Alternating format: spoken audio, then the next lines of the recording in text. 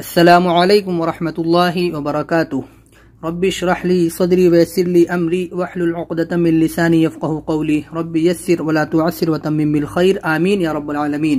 تو ہمارا آج کا سبق ہے سورہ ناس۔ تو دیکھتے ہیں سورہ ناس کو کس طریقے سے پڑھنا ہے۔ اعوذ باللہ من الشیطان الرجیم، بسم اللہ الرحمن الرحیم۔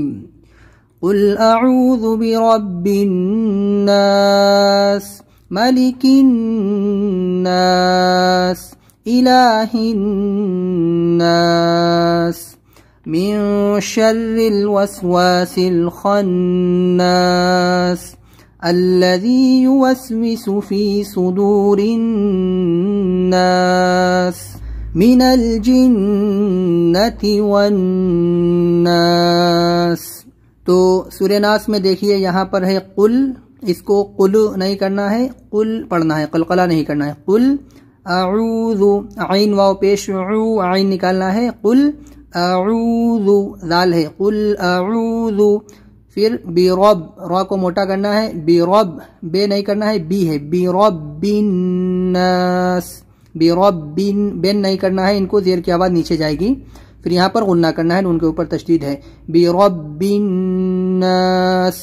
اور یہ ملی، ملے نہیں ہوگا، ملک الناس، غنہ ہوگا یہاں پر بھی، ملکن ہوگا۔ الہن، اس کو بھی الہ نہیں بولیں گے، الہ الناس، یہاں پر بھی غنہ کریں گے۔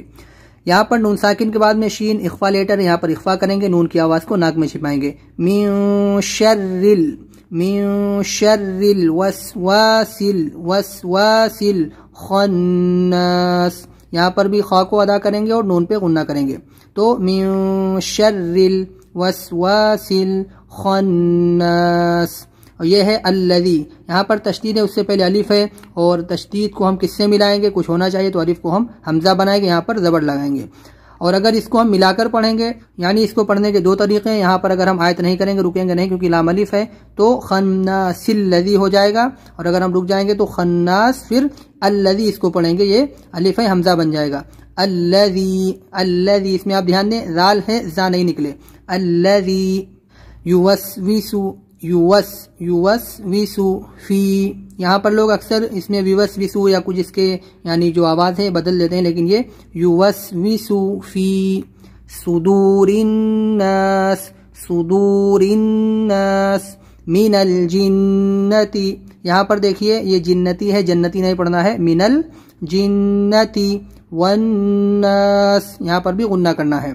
تو آپ اس کو اچھے سے یاد کر لیں، قل اعوذ، جو چیزیں بتائی گئی ہیں اس کو اچھے سے سمجھ لیں، اس کو بار بار ریوائز کریں، سنیں بار بار کہ کس طریقے سے پڑھا گیا ہے، اور آپ کو بھی ویسے ہی یاد کرنا ہے۔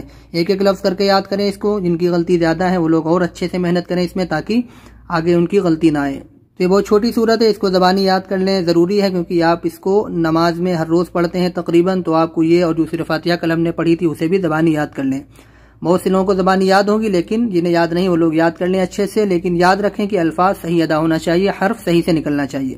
بس کوشش کریں کہ ادائیگی ساری ہونی چاہیے، یعنی کہ عین اور غنہ اخفا سب سمجھ کے اچھے سے پڑھیں۔ تو یہ سورہ ناس کا سبق آج ہمارا الحمدللہ مکمل ہو گیا۔ انشاءاللہ اگلی ویڈیو میں ہم لوگ سورہ فلق سیکھیں گے۔ تب تک اپنا بہت زیادہ خیال رکھیے اور ہمیں اجازت دیجیے۔ السلام علیکم ورحمۃ اللہ وبرکاتہ۔